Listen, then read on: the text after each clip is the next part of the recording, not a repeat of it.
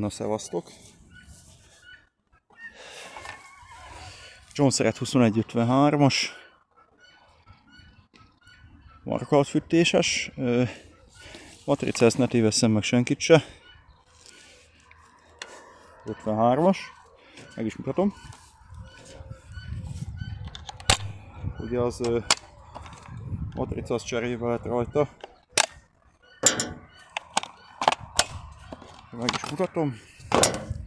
Szépen, úgyhogy látszik a hengerje neki. Ugye ez ugyanaz, mint a privel pumpás 346-os, az 50 köbcentis 3,7 lóerő vagy 8. Karbifűtéses. Úgyhogy a markaltfűtés az marra jó dolog. Hát akkor jártunk itt télen fát vágni, ez ment a legtöbbet, az a fűrész, ez brutál jó. Mutatom az elejét is. Nem egy agyunkkal is tólt darab. Alja. Annyi, hogy a deknie az kopott volt, le lett homokolva. Szerintem faszán mutat rajta. Na, lényegében ennyi, azért mondom, úgyhogy belső és jonsered felirat. Patika. Én ezt tartom különben 50 köbcentiből a legjobbnak. Súlya marha jó neki. Én az 550-est én azt azért nem szeretem, meg nem is szerettem, mert szerintem nehéz egy 50 köbcentihez képest.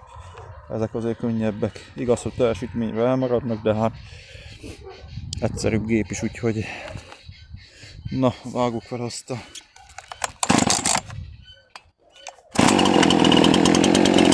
hangja van neki.